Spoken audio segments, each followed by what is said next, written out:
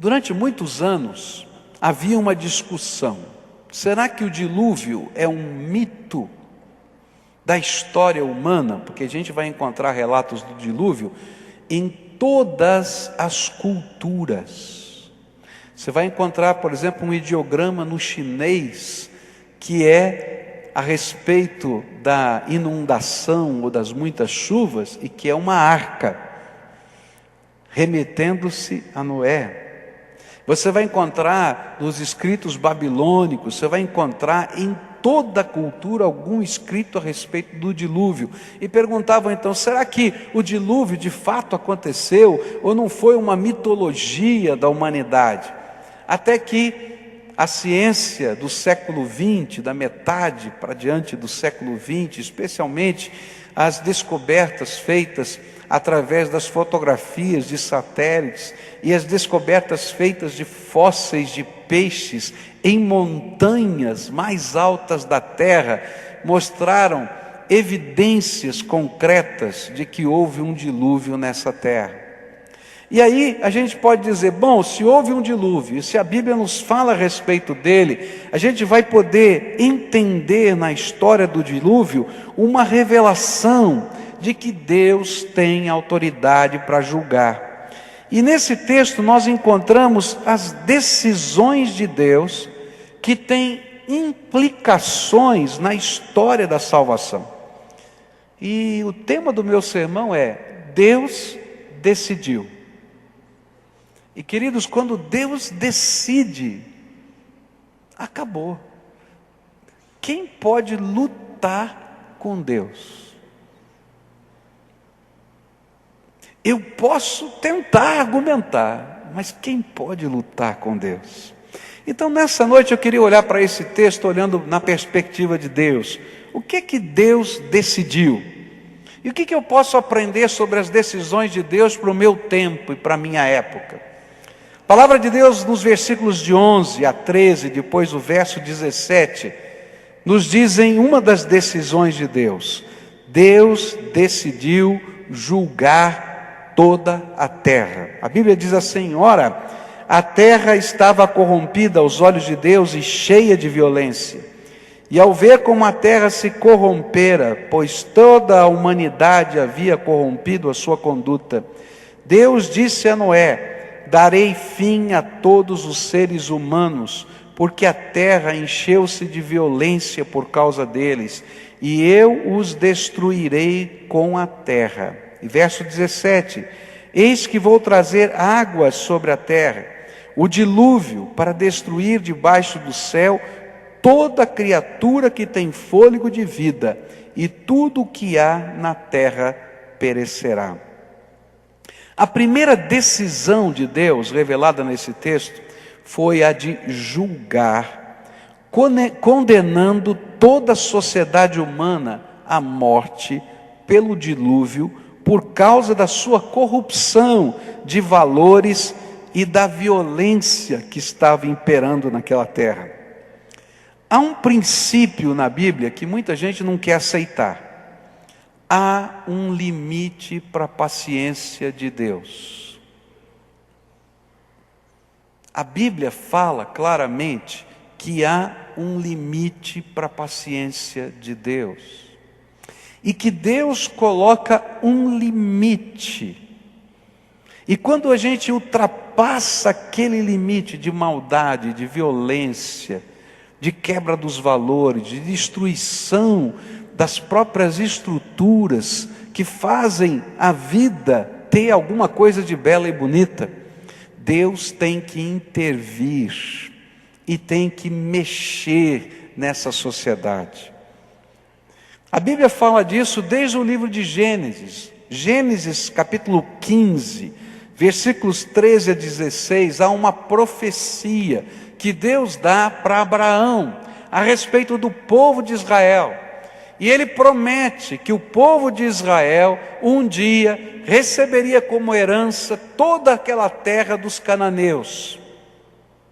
E Canaã seria a terra prometida. Mas ele disse que ia demorar 400 anos.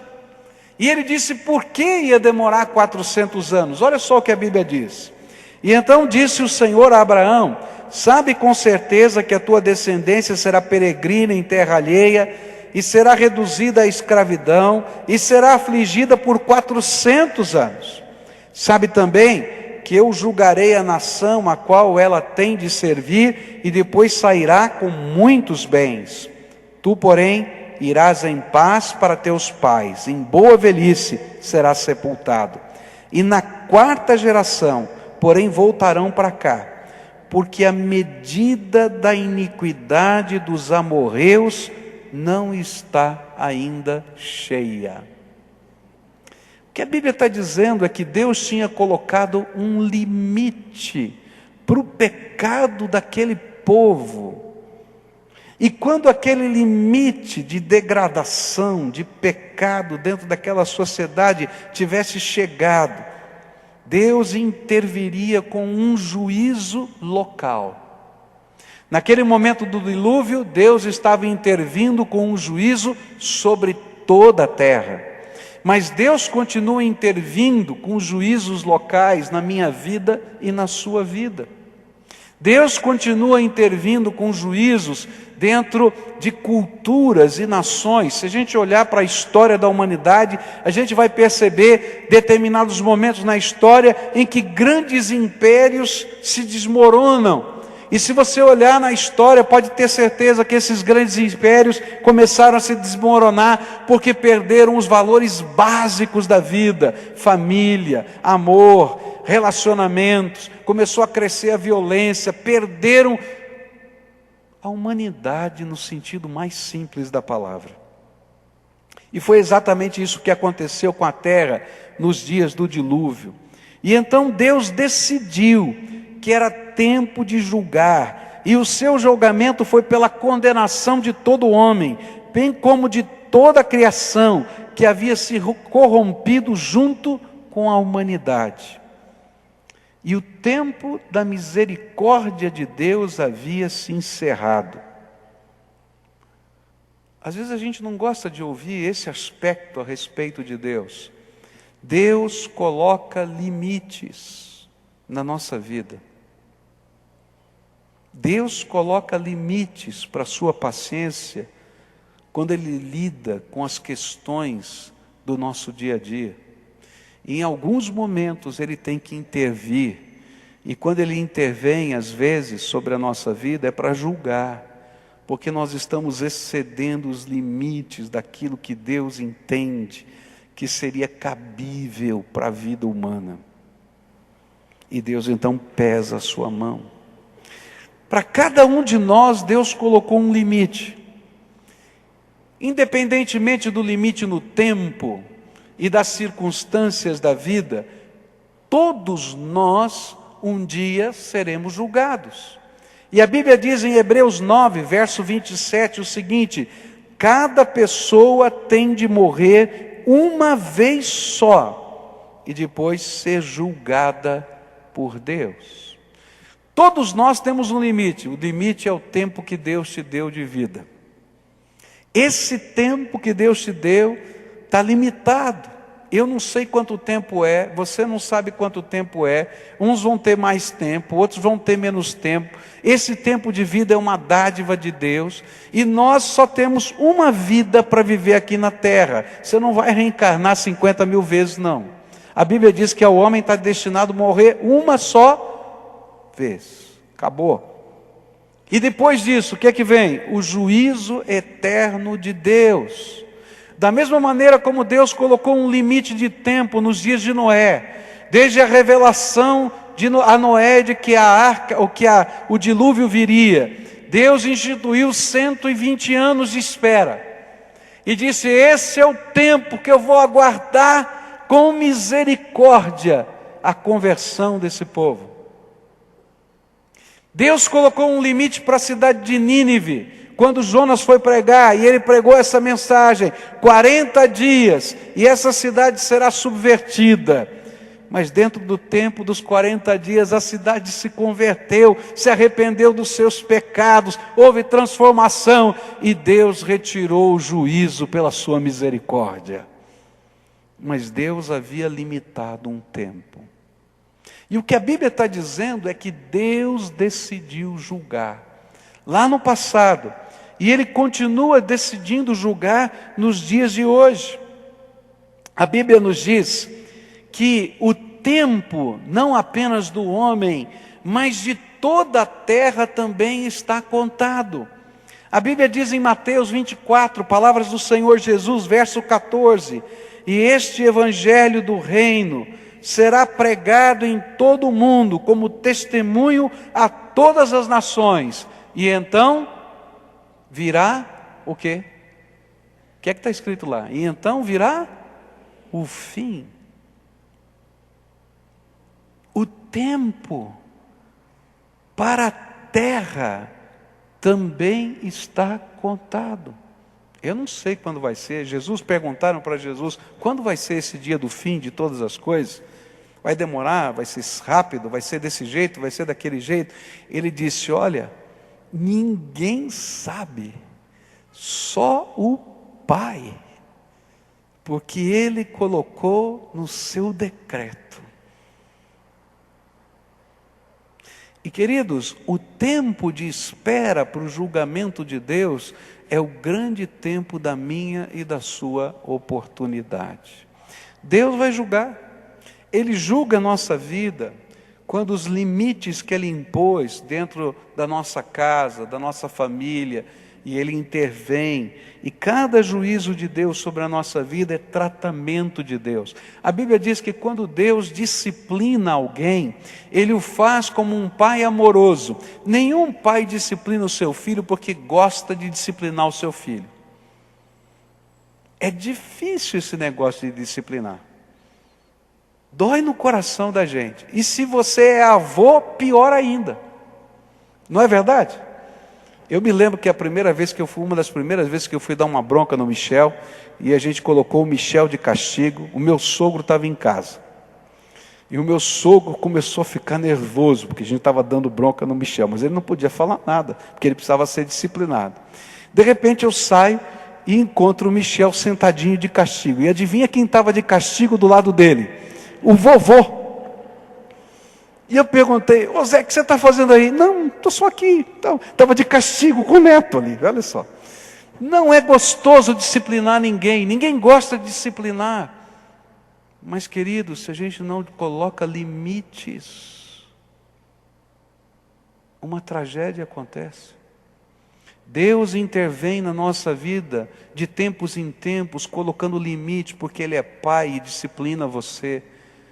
Mas esses limites temporais do dia a dia são só uma dica, um prenúncio de que um dia você vai ter que se apresentar diante do Deus Todo-Poderoso como justo juiz. E que não somente você, mas toda a humanidade, um dia, a história como nós conhecemos, ela não vai continuar. Ela vai ter que se deparar com o justo juiz de toda a terra. Há muitas teorias da história, quando a gente estuda filosofia, muitas teorias da história. A teoria clássica do passado era que a história era cíclica, tudo se repetia e voltava de novo. Mas a teoria da história que a Bíblia nos ensina é uma história linear, que tem um começo e tem um fim, e que Deus tem um propósito nessa linha do tempo, que é a eternidade que Ele preparou para nós. Por isso, juízo faz parte do projeto de Deus, e Ele vai julgar toda a terra. E quando o Evangelho for pregado, e a iniquidade do mundo chegar ao seu limite, aquele que Deus determinou, então essa terra será julgada. Isto porque Deus decidiu, e Ele é soberano, e todos nós prestaremos contas para Ele. E assim como foi nos tempos do dilúvio, vai acontecer, não mais com água, mas com uma intervenção do Deus Todo-Poderoso nessa terra. É tão sério isso que, se você ler Mateus 24 e Mateus 25, o sermão profético de Jesus, você vai se arrepiar. Porque Jesus deixa muito claro, dizendo que naquele dia, quando as pessoas virem que Deus vem julgar, eles vão querer encontrar um buraquinho numa penha, numa pedra, para se enfiar lá dentro. mas não vão poder se esconder daquele que é o justo juiz. Segunda coisa que Deus decidiu, lá no dilúvio, e isso se torna um referencial para nós da história da salvação. Deus decidiu providenciar um único meio de salvação. Que Deus tremendo é esse? Cheio de graça e misericórdia. E mesmo sabendo que o homem era digno do seu juízo, e que ele estava todo corrompido, num ato soberano de amor, ele decidiu salvar. Mas a salvação de Deus não é uma salvação barata, que não envolva mudança ou transformação, mas é uma salvação que envolve compromisso e decisão. Por isso, a fé é tão importante na jornada da salvação. E Deus então, na sua salvação, colocou 3 coisas que precisavam ser vivenciadas pelo homem. Primeiro, ele disse para Noé: Noé, construa uma barca, uma arca, você chame como quiser, porque esta barca vai ser o único meio de salvação. Deus revelou a Noé que choveria, que cairia água do céu, quando nunca antes tinha acontecido. A Bíblia diz em Gênesis 2, versículo 6, mas uma neblina subia da terra e regava toda a superfície do solo. Não tinha chuva. Era uma neblina densa, não é? Alguém já deve ter feito isso em casa, né? Você pega um vaso, né? ou um vidro, coloca a terra, molha a terra, não é? E fecha com celofane em cima. Chama-se terrário, não é? Você já percebeu que aquilo então, a água evapora, faz aquilo, não, você não vê pingar, mas aquilo faz um ciclo natural. A terra era mais ou menos assim naquele tempo. Não tinha chuva, e Deus disse para Noé: olha, vai cair água do céu, e você vai construir uma barca aqui no meio do nada, longe do mar, longe do rio, longe de tudo. E se você crê que eu estou falando a verdade para você, e se você crê que eu tenho um propósito bom para te salvar, e se você crê que esse aqui é o único jeito, começa a construir uma arca. E queridos, construir essa barca não foi fácil. Ela tinha mais de 120 metros de comprimento. Tinha 13 metros e não sei quanto de altura, 3 andares. Tinha mais uma cobertura, um telhado. Naquele tempo, para você cortar a árvore, fazer a tábua, fazer os encaixes, betumar tudo, em 8 pessoas. Noé e a sua família. Enquanto eles faziam a barca, eles tinham que cultivar a terra, eles tinham que comer, porque não tinham tempo só de ficar fazendo isso, mas eles estavam construindo, e todo o tempo em que eles estavam construindo, aquilo era um sinal de Deus, e estava dizendo: olha, Deus decretou o juízo, mas há uma esperança, há uma salvação, há um único caminho.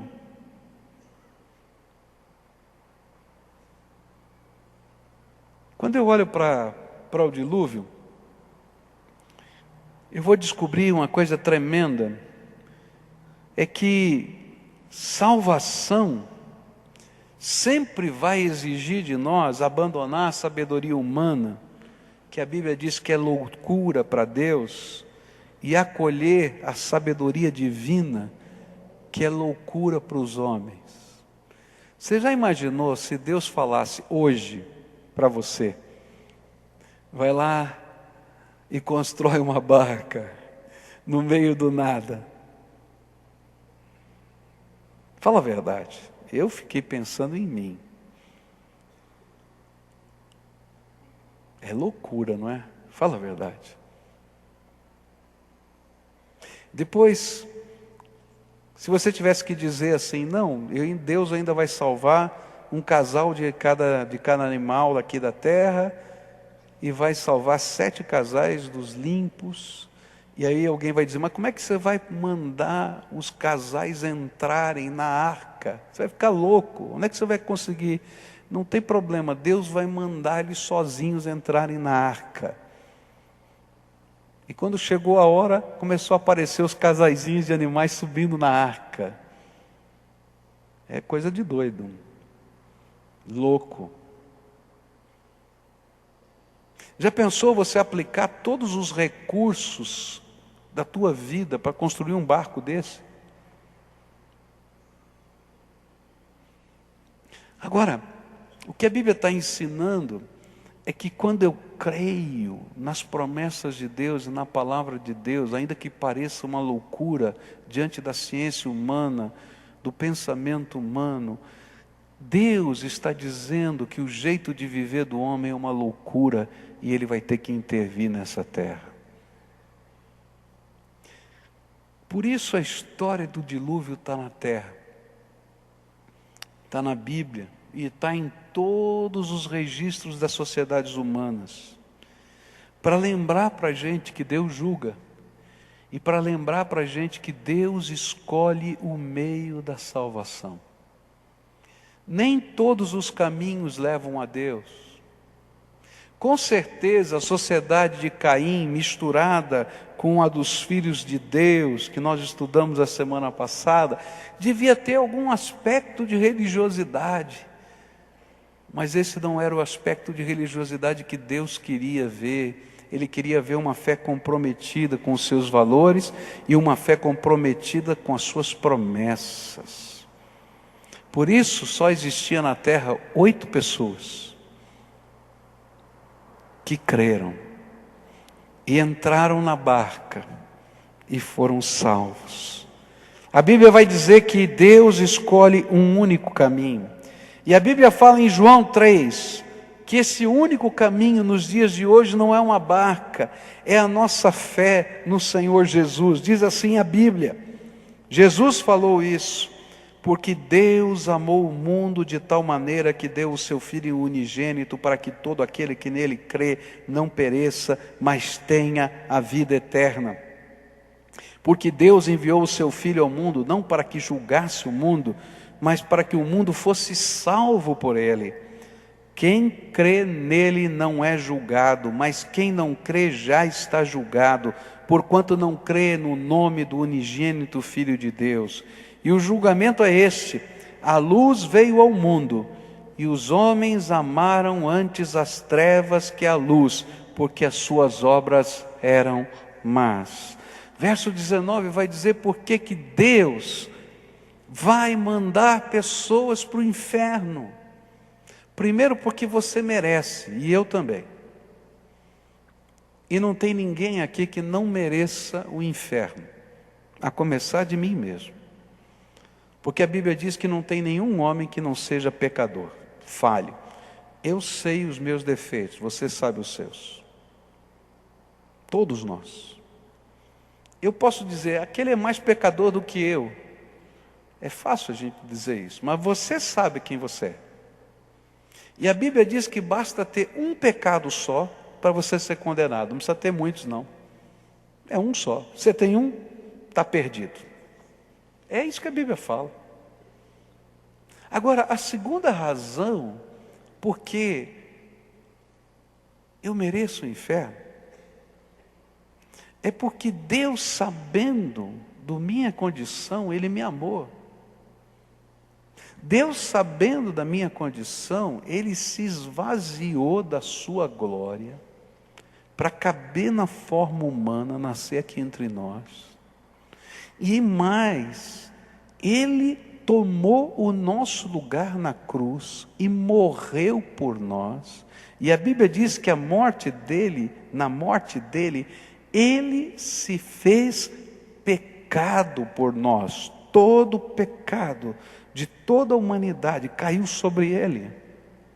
E Jesus não morreu porque os cravos fizeram ele sangrar demais.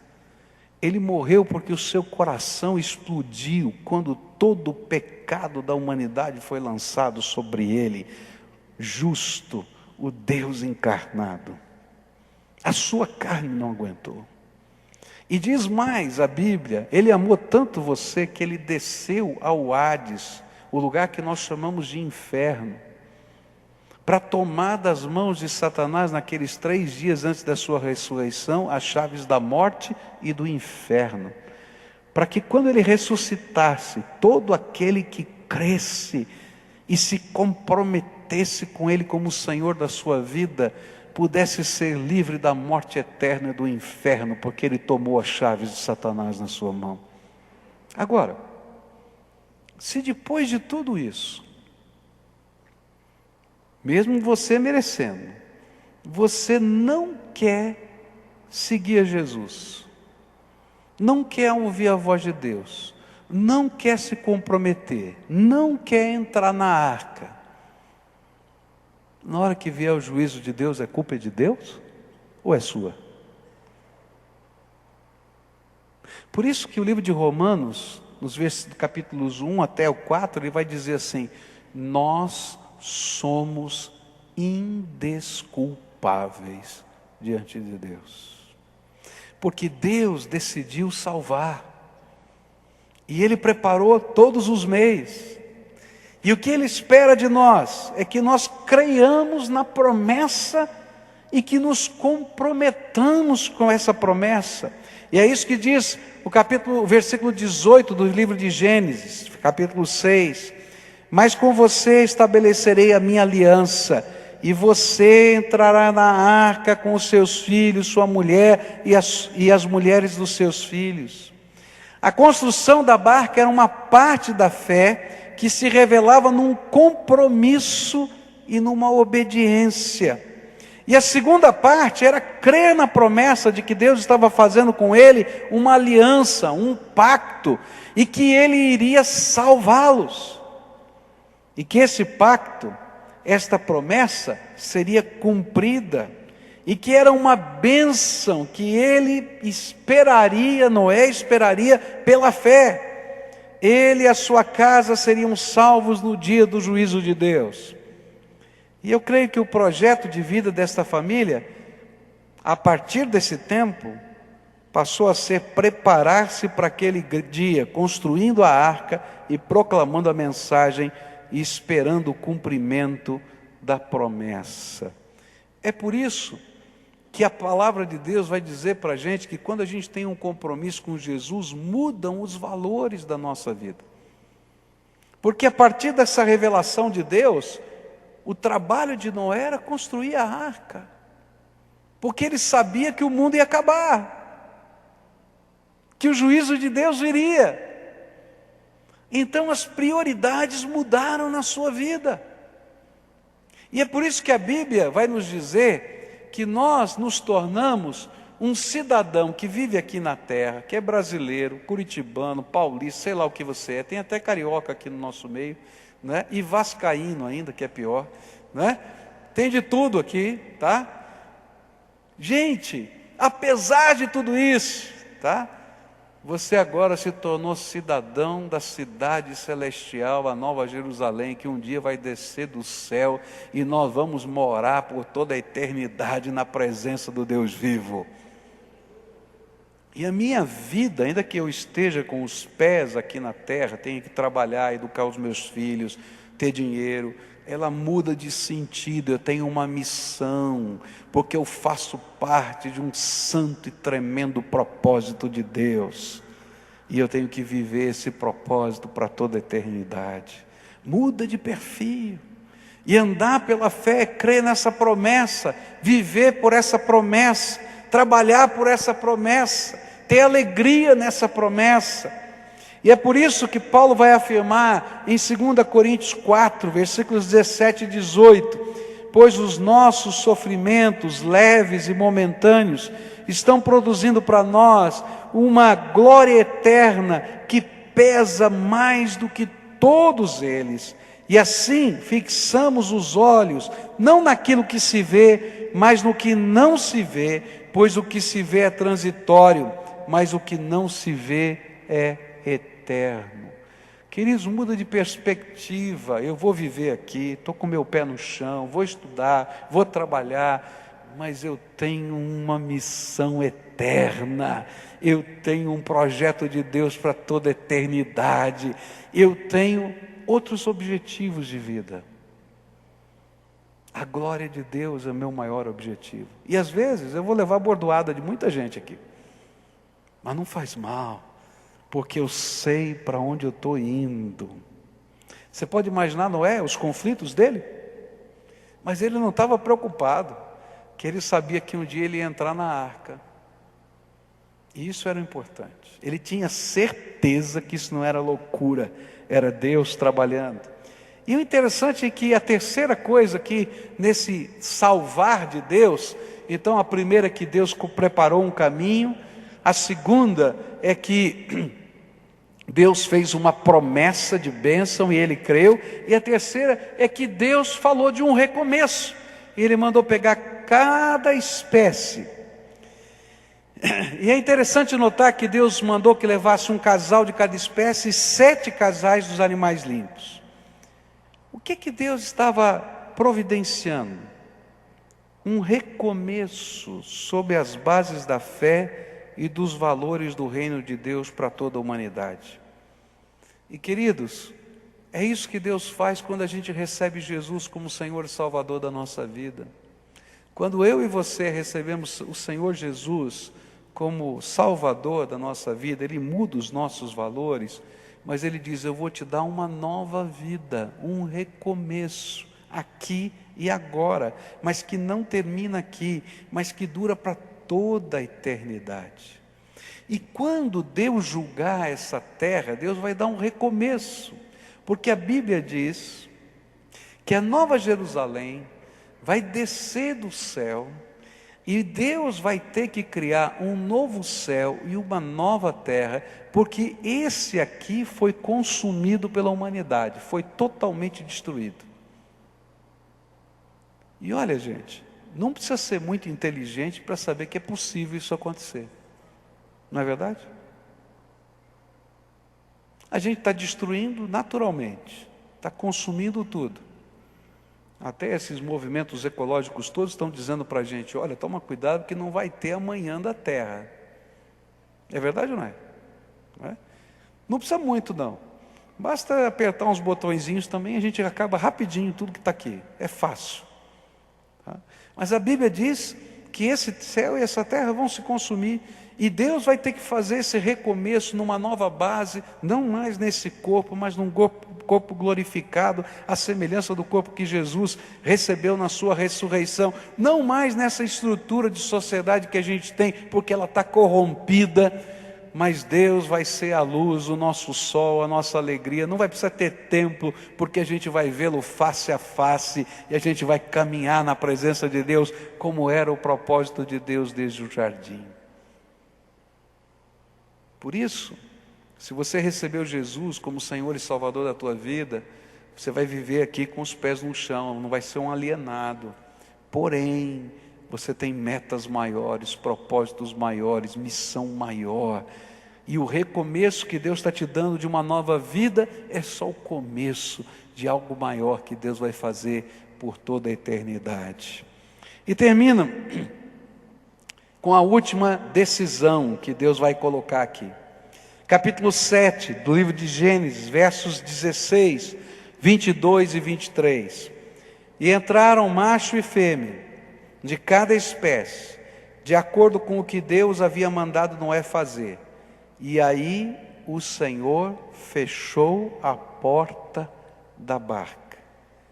E morreu tudo o que havia na terra, e tudo o que tinha vida e respirava.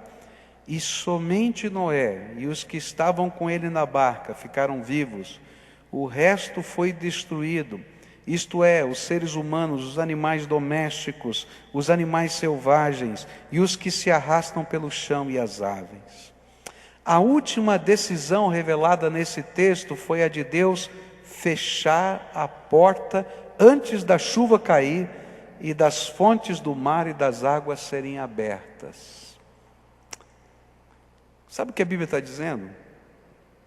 É que mesmo que Noé desejasse, durante o dilúvio, abrir a porta para que aquelas pessoas que, quem sabe, corressem na direção da barca, pudessem entrar, ele não poderia fazê-lo, porque quem fechou a porta? Deus. E queridos, a porta que Deus fecha, ninguém abre, mas a porta que Deus abre, ninguém fecha, e Ele fechou.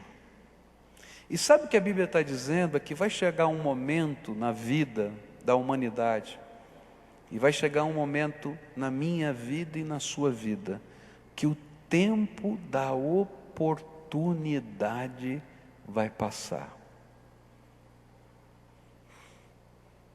Quantos de nós já não perdemos uma oportunidade na vida?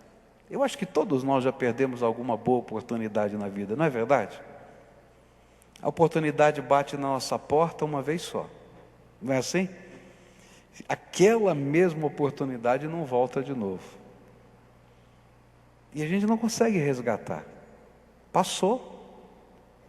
Foi embora. E o que a Bíblia está dizendo é que Deus decidiu que o tempo da oportunidade um dia vai terminar. Para toda a humanidade, mas individualmente para mim e para você também, o tempo da oportunidade um dia vai parar de acontecer. E queridos, a gente tem que aproveitar o tempo da oportunidade de Deus. Porque quando Deus fecha uma porta, ninguém pode abri-la.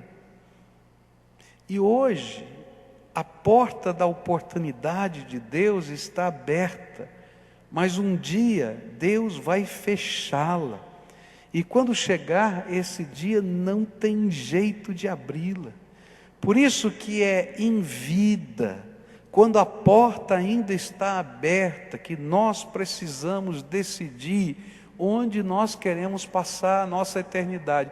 Queridos, depois que você morrer, não adianta fazer missa de 7º dia, de 30 dias, de 40 dias, fazer oferta pela intenção da tua alma. Rapaz, você decide para onde você vai.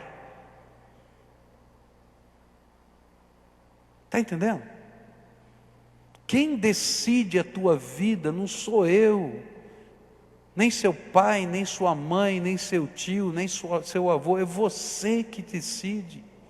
E é no tempo de vida que Deus está nos dando oportunidade de entrar dentro da barca, porque depois que chover não tem jeito. Quando o juízo de Deus está marcado para a nossa vida, vier, acabou. Quando vier o último suspiro da tua vida, que pode demorar ou não demorar, eu não sei, porque você não sabe também o quanto tempo de vida você tem. Quando chegar esse tempo, a oportunidade terminou, porque é assim que a Bíblia fala. Jesus contou uma ilustração, uma parábola do rico e de um pobre. E esse rico e esse pobre tinham vidas diferentes aqui na terra. E quando chegou o momento de se encontrar com Deus, um foi para o céu e outro foi para o inferno. E aí, lá no inferno, esse homem que teve muitas oportunidades e não soube aproveitar as eternas, só as materiais da vida, ele pedia ao pai Abraão que permitisse que Lázaro, aquele pobre, molhasse a pontinha do dedo na língua e colocasse um pouquinho de alívio para ele. E a Bíblia diz, não pode, tem um abismo que separa, não tem mais jeito. E ele diz assim, então por favor, manda alguém voltar lá na terra para dizer para os meus irmãos, para os meus amigos, para os meus filhos, para que não venham para esse lugar horrível. E ele diz, também não pode, por isso é que eles têm a lei e os profetas, que eles sigam a oportunidade de Deus. O tempo da oportunidade é hoje, queridos. E a gente vai ter que aprender a assumir os valores de Deus. E a história do dilúvio está aqui para dizer que assim como Deus um dia julgou a terra, no passado, Deus vai julgar toda a terra e todo homem, individualmente, quando você passar dessa vida e morrer. Mas toda a humanidade, naquele dia que Ele marcou e que eu não sei quando é, mas toda a terra será julgada. E naquele dia, a Bíblia diz, o dia do Senhor, o dia em que Jesus voltar a essa terra, a Bíblia diz assim, não vai ser um dia de trevas e não de luz, porque todo olho verá, do Oriente ao Ocidente, a volta do Filho do Homem, do Filho de Deus. Todos os que estiverem na terra, salvos, num piscar de olhos, serão levantados nas nuvens e se encontrarão com todos aqueles que já morreram na história no Senhor Jesus e na fé no Senhor e na esperança da salvação, no Velho e no Novo Testamento, e vão estar com Jesus nas nuvens. Mas todos aqueles que vão estar aqui olhando, vão entrar em desespero, diz lá Mateus 24 e Mateus 25, porque sabe que chegou o tempo do juízo eterno de Deus para toda a terra e toda a humanidade. Palavra do Senhor Jesus nas Escrituras. Nessa noite eu queria convidar você a, ouvindo a palavra de Deus, e olhando para o exemplo da história, entender o que Deus espera de você. Deus tem um plano para a minha vida e para a sua vida. É verdade, Deus me ama e ama você. É verdade, Ele tem um propósito abençoador para a minha vida. Mas, queridos, assim como quando a gente tem um filho adulto, e a gente quer abençoar esse filho, e ele não quer ser abençoado com um conselho, com uma orientação, às vezes até com um ensino sobre como trabalhar e como viver nessa vida, e às vezes ele está com a cabeça dura. Você já viu gente assim?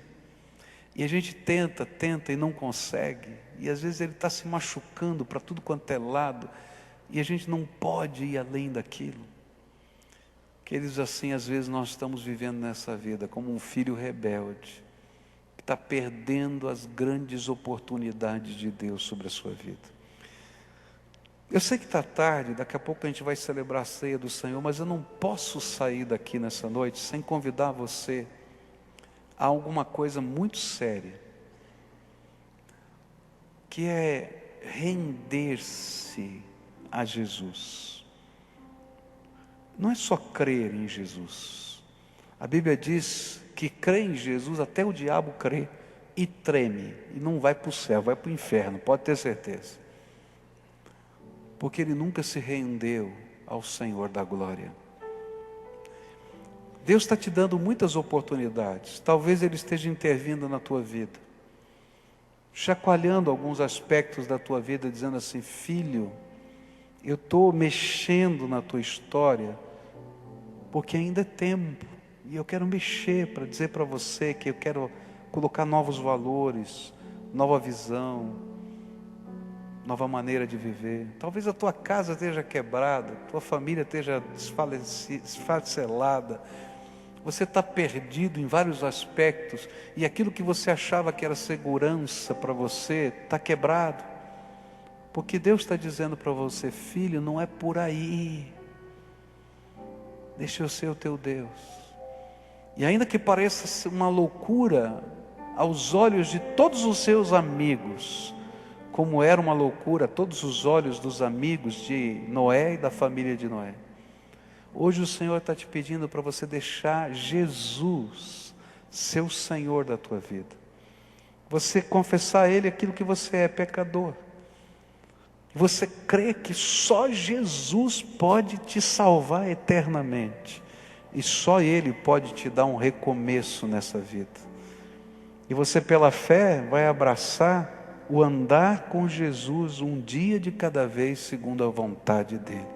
Ele vai te ensinar, como ele ensinou Noé, passo a passo, dia a dia, até aquele momento quando a arca fechou. E depois desse momento, quando a arca se abriu, quando a água baixou na terra. Se você é essa pessoa a quem o Espírito Santo está falando, hoje é um ato de rendição, de entrega, de confissão. Eu vou convidar você para vir aqui à frente. Você vai ter que pedir licença, sair no meio das pessoas, descer da galeria. E eu sempre digo isso. Por que eu faço isso? Não é porque tem poder aqui especial.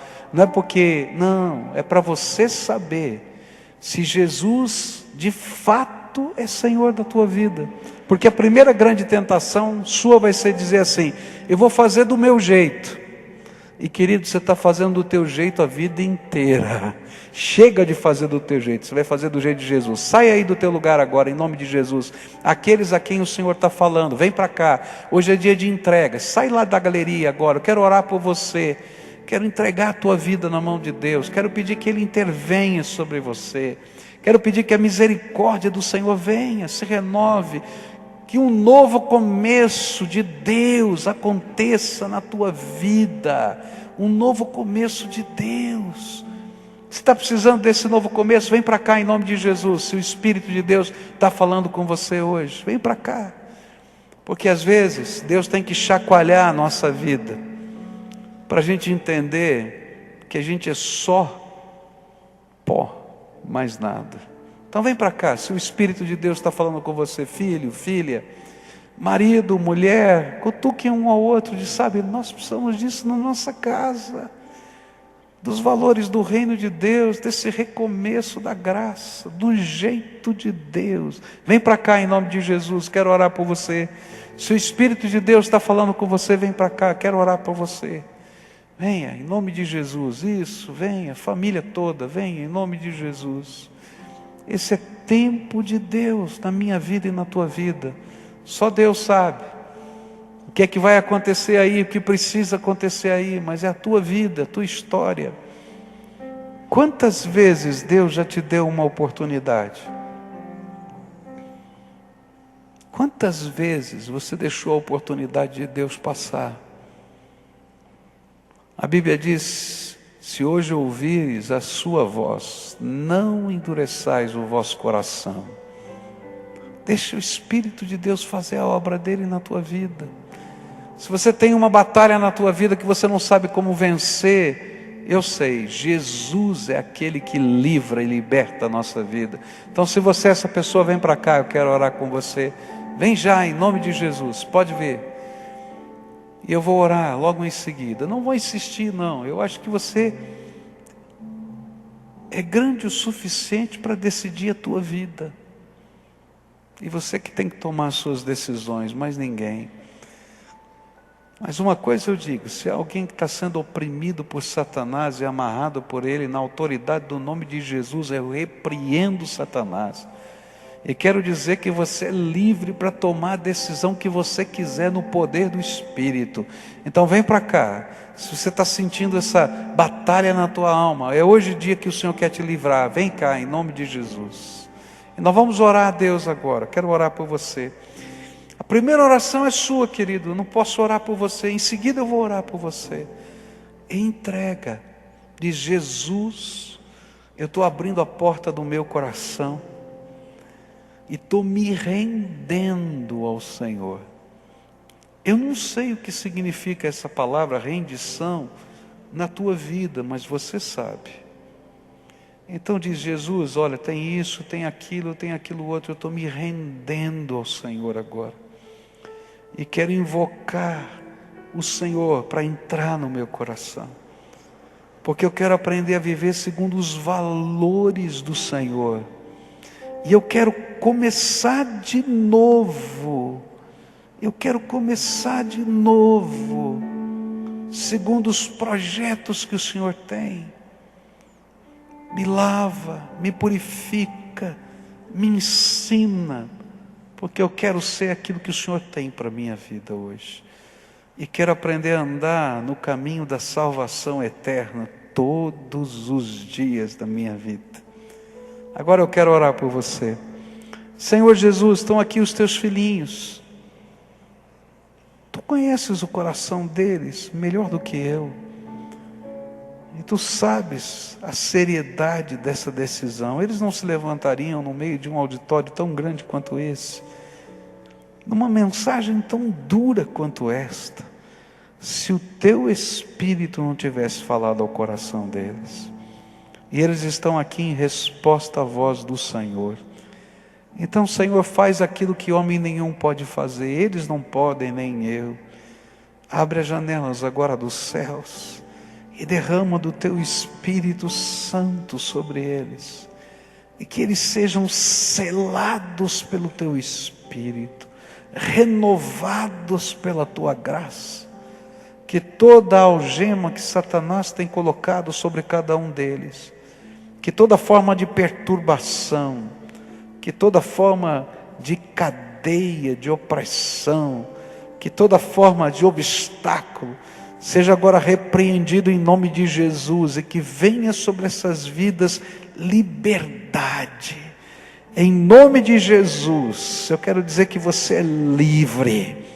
Em nome do Senhor Jesus, eu quero dizer que o sangue de Jesus te purifica de todo o pecado.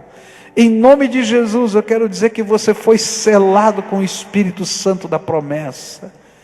Em nome de Jesus, eu quero dizer que o teu Espírito está ouvindo a voz do Espírito de Deus, que testifica para você que você é filho amado dEle, e que Ele tem um propósito para a tua vida. Então agora, Senhor, derrama a tua graça, e quando eles se levantarem daqui, caminha com eles, que eles não voltem sozinhos, porque eles vão voltar para as mesmas batalhas, para as mesmas lutas, para as mesmas dificuldades, mas que o Senhor os guie, e que os valores da tua palavra e do teu reino se manifestem na vida deles. Escuta, Deus, o nosso clamor, pois essa é a nossa oração de fé, em nome de Jesus. Amém e amém. Fica de pé, querido, fica de pé. Querido, você é amado de Deus, você é amada de Deus, viu? Precioso, preciosa, preciosa do Senhor Jesus, tá? Você vai voltar para casa, vai encontrar batalhas na sua casa, não é? Agora lembra, você não vai voltar sozinho, volta com Jesus. Todo dia, entra no teu quarto, fecha a porta do teu quarto e fala com Jesus. Deixa Ele te ensinar a viver. Pega a tua Bíblia, abra a tua Bíblia, tá? E começa a ler, não precisa ler grande coisa, senão, assim, capítulos demais, você não vai conseguir, mas pelo menos um capítulo por dia, assim, Senhor, eu quero te conhecer. Começa lá no Evangelho de Marcos, sempre digo isso, que é o menor, tá? Para você ter uma visão panorâmica de quem é Jesus, o que Ele quer ensinar para a tua vida. E deixa Ele construir os valores dEle no teu coração. Tua vida vai mudar de perspectiva. Não é porque tem uma igreja fazendo a tua cabeça, é porque lá no teu quarto, quando você estiver falando com Deus, o Deus Todo-Poderoso vai começar a falar com você. E quando Ele fala com a gente, não dá para ser igual. A gente muda de dentro para fora. Entra no teu quarto e fala com Deus Todo-Poderoso. Ele quer te ensinar.